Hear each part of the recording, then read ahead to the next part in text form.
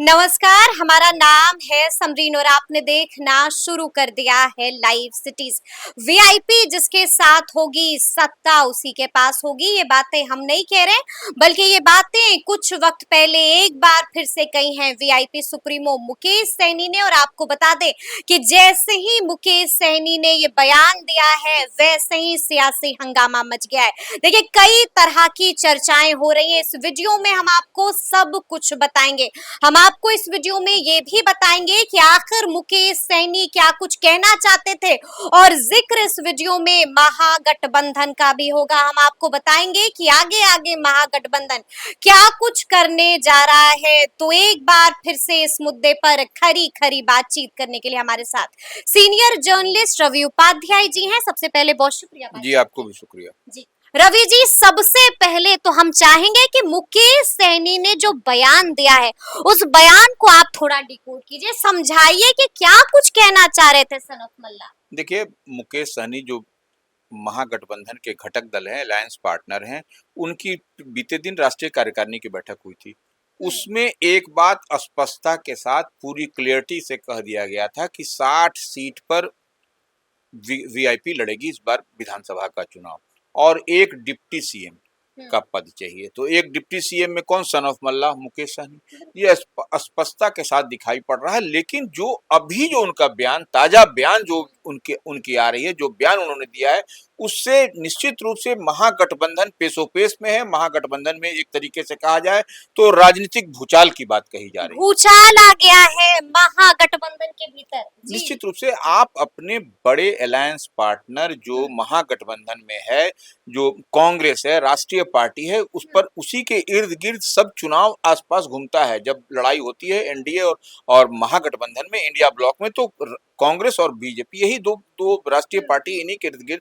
तो आप जब कांग्रेस को ही आप घेर रहे हैं कि कांग्रेस के पास में क्या है, जो अब उन्होंने एग्जाम्पल भी बहुत तरीके से सेट किया। बोचहा की बात की। बोचहा जो सुरक्षित सीट है, बोचहा पर जो मुजफ्फरपुर के पास में है, वहां पर कह रहे हैं कि हमने 30,000 वोट लाया। एनडीए वहां से जीती, बोचहा सीट पर 45,000 वोट आया। और वहां पर जो जो कांग्रेस है वह उसको 1,300 वोट मिल रहा है। तो ये हमको 30, उनको 13। तो ये वो अपनी बात, अपने स्ट्राइक रेट की बात बता रहे हैं कि हम जब स्ट्राइक करते हैं तो हमारा क्या है। और वहीं उसके बाद अब देखिए, थोड़ा सा और आइए, कुढ़नी में चलिए। कुढ़नी में भी जो चुनाव हुए तो उसमें भी 10,000 वीआईपी को मिला। ये बात कह रहे हैं। और 3,000 जो है सो आरजेडी को मिला। अगर यदि इसको क्लब कर दिया जाए, इसको जोड़ दिया जाए, तो ये एक मजबूत आंकड़ा हो जाता। लेकिन यह नहीं हुआ। फिर वो अब देखिए, वो सिमरी बख्तियारपुर की बात कर रहे हैं। सिमरी बख्तियारपुर में 25,000 उनकी पार्टी लेकर के आई, माने उनकी पार्टी को मिला वीआईपी को। और वहां पर फिर आप देखिए कांग्रेस को, माने आरजेडी वहां 15,000। तो ये बात 15,000 से जीती। तो यही वो कह रहे हैं कि कई सारी सीटें हैं जहां पर उनका स्ट्राइक रेट बेहतर है और हमको वह सीट मिलना चाहिए। और देखिए, अब उनके बात को और अगर यदि आप चलिएगा तो ये 60 सीट पर तो लड़ेंगे ही। कांग्रेस को उन्होंने कई तरीके से घेरा है। कांग्रेस को घेरने का हमारी जो कहने की बात है कि कांग्रेस को, धर्म के नाम पर कांग्रेस को वोट नहीं है। ये भी कह दिया है मुकेश सहनी ने। ये भी कह दिया, राष्ट्र के नाम पर कांग्रेस को वोट नहीं। राष्ट्र के नाम पर नहीं, धर्म के नाम पर नहीं। हाँ, यह बात उन्होंने एडमिट किया है कि आजादी दिलाने वाली कांग्रेस पार्टी है।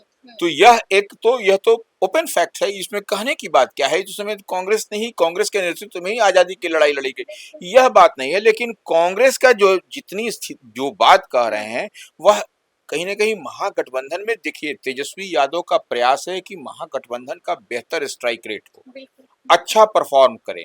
और जो है सो इस बार जैसे झारखंड में बाउंस बैक हेमंत सोरेन ने किया, सरकार बनाया महागठबंधन की, इंडिया ब्लॉक की, उसी तर्ज पर बिहार में भी वो चाहते हैं तेजस्वी यादव, और इसके लिए तमाम तरह के प्रयास कर रहे हैं। तो ऐसे में यह जो मुकेश सहनी सन ऑफ मल्लाह का जो बयान को, अगर यदि निश्चित रूप से भूचाल है उनके बयान को लेकर के, कोई माने नहीं माने वह अलग विषय है। लेकिन जो बात जितनी कह दी है, कांग्रेस के अंदर तलखी बढ़ी हुई है इनके बयान को लेकर के। हम उस पर भी आएंगे रवि जी, लेकिन उससे पहले हम आपसे ये भी जानना चाह रहे हैं कि आपको क्या लग रहा है है, कांग्रेस और वीआईपी के दरमियान सब कुछ ठीक नहीं चल रहा है क्या? देखिए अब कैसे ठीक चलेगा? अब मान लीजिए एक ही घर के अंदर एक ही बर्तन में अगर यदि टन-टुन होगा तो सब कुछ ऑल इज वेल तो नहीं होगा। आप कितना कवर अप करिएगा, कितना ढकिएगा? अब देखिए कांग्रेस के पास जो सीट है, वह सीट वह बता रहे हैं वह सीट में से भी लेना चाह रहे हैं। लेकिन हालांकि उन्होंने जो मिसाल रखी है वो कि जो बड़ा माने जो टफ सीट है, बिल्कुल जो टफ सीट है वो सबको ही बांटे, वो मलाई वाला वो नहीं, टफ सीट हमको भी मिले, कुछ आरजेडी को भी मिले, सारा सीट अगर यदि एक तो वो वहां पर ठीक है वहां पर। लेकिन बड़े प्लेयर और छोटे प्लेयर, बड़े प्लेयर का की परिभाषा क्या, छोटे प्लेयर की परिभाषा क्या, तो वह तो कम से कम उसको डिफाइन करना पड़ेगा, उस चीज को बताना पड़ेगा कि कौन सा। और देखिए अब बोल रहे हैं कि टफ सीट में बंटवारा होगा, टफ सीट में कौन कौन सीट टफ है, कौन कौन सीट सॉफ्ट है, या तो मुकेश सहनी के पास में कौन सा थर्मामीटर है जिससे वह देख रहे हैं, कौन सा चश्मा लगाए हुए हैं वह देख रहे हैं। अब जीत हार तो ये तो जनता जनार्दन तय करती है ना। यानी कि कांग्रेस वाली सीटों पर भी वीआईपी की नजर है, कांग्रेस वाली सीटों पर भी मुकेश सैनी की नजर है। कौन कौन सी सीटें हैं वो अब जैसे जिस पर नजर है अब वीआईपी? जैसे अब वो जो बात जितनी बात जी। कर रहे हैं पटना साहिब की बात कर रहे हैं, अच्छा, पटना साहिब पर भी नजर है। पटना साहिब के कह रहे हैं कि पटना साहिब कांग्रेस कभी नहीं जीत सकता। पटना साहिब कांग्रेस कभी नहीं जीत सकती है। एकदम वो तो बोले हैं। जी। अब उसमें जो है सो वहां पर आरजेडी का वहां पर दावा बता रहे हैं अपने गठबंधन का और उनका, तो वो एक वहां पर ये अगर हम दोनों को मिल गई तो हम लोग जीत हाँ जाएंगे। ठीक है। उसी तरह से दरभंगा, हाँ। दरभंगा जो जिला है उसमें से बोल रहे हैं कि 10 में से 9 सीट महागठबंधन हार गया था। अब देखिए सवाल यहाँ कहाँ कर रहे हैं, हार गया था 9 में से अधिकतम सीट अगर वीआईपी को मिलेगा, उनकी पार्टी सन ऑफ मल्लाह मुकेश सहनी की पार्टी को मिलता है, तब वो जो है सो सामने दिखाई पड़ेगा, क्योंकि उनका वो गढ़ है, अपने आप वो क्लेम कर रहे हैं कि मेरा वो गढ़ है। मुजफ्फरपुर में भी ज्यादा सीटें चाहिए। मुजफ्फरपुर में भी ज्यादा सीट चाहिए उनको, अधिकांश सीट वीआईपी को चाहिए। तो ये सब जो जिस तरीके से वह कर रहे हैं, तो उससे तो ऑल इज वेल नहीं दिखाई पड़ रहा है। ऑल इज वेल नहीं दिखाई पड़ रहा है। लेकिन सीधा सवाल है मेरा आपसे, आपको क्या लगता है, आपका तजुर्बा क्या कहता है, क्या वाकई में महागठबंधन में 60 सीटें वीआईपी को मिल जाएंगी क्या? अच्छा ये बताइए कि 243 सीट ही है, हाँ। उसमें से आपको 60 सीट इनको दे ही देगा, तो बचा कितना? तो ये लोग फिर क्यों क्या माने कीर्तन मंडली चलाने वाले लोग हैं क्या इनके साथ में? जो आरजेडी है, कांग्रेस है, वाम दल है, जिनका इतना बेहतर वाम दल का आप उठा करके देखिए कि पिछले विधानसभा चुनाव का आपकी वो मजबूत स्थिति में है।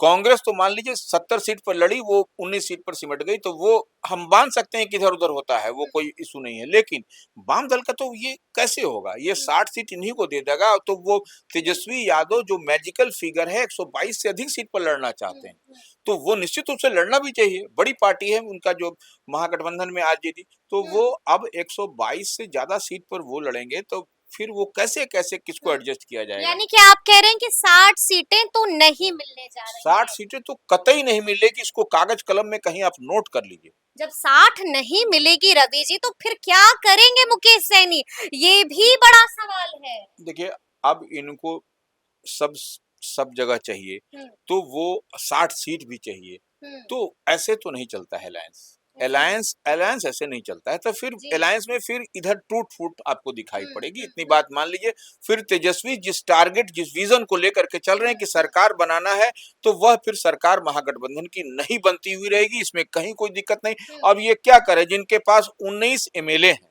बिल्कुल बिल्कुल, वहां पर 1300 वोट आ रहा, ये किसको बोल रहे हैं? कांग्रेस को बोल रहे हैं। ये और ये बोचहा को बड़ा कटाक्ष है अपने ही घटक दल पर, अपने ही घटक दल पर, वो भी बोचहा को लेकर के, बोचहा जो सुरक्षित सीट है। तो ये इस तरीके से आप अपने घटक दल को भी कांग्रेस जैसी राष्ट्रीय पार्टी को आप खुला सुना रहे हैं, ये तो ऐसे में नहीं चलेगा। जो सीट लेकिन कांग्रेस का भी जवाब आ गया है, जवाब दे दिया है कांग्रेस के दिग्गज नेता अखिलेश प्रसाद सिंह ने। क्या कहा है रवि जी?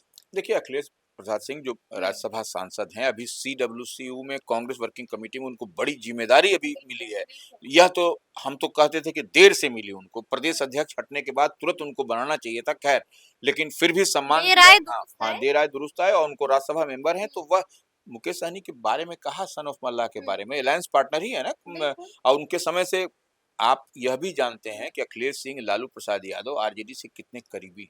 बिल्कुल जी। जब उनके बोलने का कोई मायने भी होता है, हम्म, तो वो उन्होंने दिखा दिया है कि मुकेश सहनी जो वीआईपी हैं, वो अपने घर को देखें, हम्म। अपनी पार्टी, अपने दल को देखें, इधर-उधर ताक-झाँक ना करें। इधर उधर ताक झाक नहीं करें, अपने वीआईपी को देखिए, बिल्कुल। अपने दल को देखिए। लेकिन अंतिम सवाल है मेरा आपसे, आपको क्या लगता है जो स्थिति अभी दिख रही है, जो तस्वीर अभी निकल के आ रही है, रवि जी क्या लगता है कहीं चुनाव से पहले महागठबंधन में महाफूट तो नहीं हो जाएगी ना? देखिए, ये जो इस तरीके से कवायद जो हो रही है, हम्म, यह तो दरार पड़ने वाली ही कवायद है।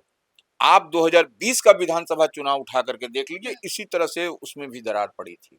और ये हमको लगता है कि उसी वो धीरे-धीरे बढ़ रहा है। अब देखिए, एक बात तो समझिए, जो सीट सबसे ज़्यादा टफ है, बिल्कुल। वह गठबंधन के सबसे बड़े प्लेयर को लड़ना चाहिए। यानी कि राजद को भी कह दिया है। सबको सबको लड़ना चाहिए। जी अब तो जी राजद को जी। भी एक तरीके से वो टारगेट में लिए हाँ, हुए हैं। कांग्रेस को भी ले लिया टारगेट पर और राजद को भी ले लिया। कांग्रेस पर को तो बड़े अच्छे से लपेटे में लिया है, हम्म, लेकिन आरजेडी जो बड़ी पार्टी है, इशारों महागठबंधन। इशारों में उनको भी हाँ, लपेट उन लिया। अब नाम नहीं कोई ले रहे हैं। देखिए, हम्म, राजनीति करते हैं मुकेश सहनी, सन ऑफ मल्लाह, तो हर चीज़ को तो वो कवर अप करके ही बोलेंगे ना। हम्म, तो वो ठीक बोल रहे हैं कि बड़े प्लेयर को लड़ना चाहिए, और जो आसान सीट है उसमें छोटे प्लेयर, मतलब वो, हम्म, अब आसान और टफ यह तो जनता जनार्दन तय करती है कि जिसके तरफ रुझान होता है, जिसके हम्म। तरफ दिखाई पड़ता है, तो आप ताज उसी के सर ताज होता उसी है। के शर्त। और देखिए, सबसे बड़ी हम्म, बात है, आप जो है सो आरजेडी को वो करें एमवाई की पार्टी, हम्म, एमवाई बोला है ना उन्होंने। बिल्कुल तो बिल्कुल एम सही। वाई का मतलब, आरजेडी का मतलब, एम वाई का मतलब महिला और यूथ होता है, हम्म, जहां तक हम हम्म, समझते हम्म, हैं। और तेजस्वी यादव इसी को कहते भी हैं, और बिल्कुल। ए टू जेड की बात कहते हैं। ऐसा नहीं है कि मुस्लिम यादव की माई और बाप की भी बात करते माई हैं और आप। बाप की बात करते हैं, बिल्कुल निश्चित बिल्कुल रूप से। तो बिल्कुल यह जी। कहीं ना कहीं कुछ न कुछ, देखिए, आप अगर बोलना है किसी को तो खुल करके बताइए, उसका परिभाषा बताइए, एम का मतलब क्या क्या है। लग रहा है चुनाव से पहले कहीं महाटूट महागठबंधन में तो नहीं हो जाएगा? देखिए, धीरे-धीरे उस ओर बढ़ रहा है। अभी तो बढ़ने दीजिए, अभी तो महागठबंधन की 3 ही बैठक हुई है ना। बिल्कुल। अभी तो और अभी हाल में होने वाली है। हम्म, लेकिन अगर यदि ये लोग नहीं चेते, तो इस तरीके से जो स्थिति परिस्थिति हम्म, बनती हुई दिखाई पड़ रही है, चुनाव से पहले ही कहीं इधर नहीं दरक दर दरका माने दरक जाए। दरक जाएगा हाँ, ये बिल्कुल। कुछ हो सकता है। तो इसलिए हर चीज़ को, आप कोई भी बड़े नेता को हम्म, बोलने से पहले 10 बार सोचना चाहिए कि 10 आप बोल बार रहे हैं, सोचना क्या चाहिए। उसका एक्शन जी, होगा, क्या रिएक्शन होगा। बिल्कुल, क्योंकि तो हर एक्शन का इक्वल एंड अपोजिट रिएक्शन होता ही है। तो अब देखना होगा कि आगे आगे क्या कुछ होता है। तो फिर ये पूरी बातचीत आपको कैसी लगी है, कमेंट करके हमें जरूर बताइएगा। तो ऐसे तमाम अपडेट्स के लिए बिल्कुल ऐसे ही हमारे साथ बने रहिएगा और देखते रहिएगा लाइव सिटीज। बहुत शुक्रिया।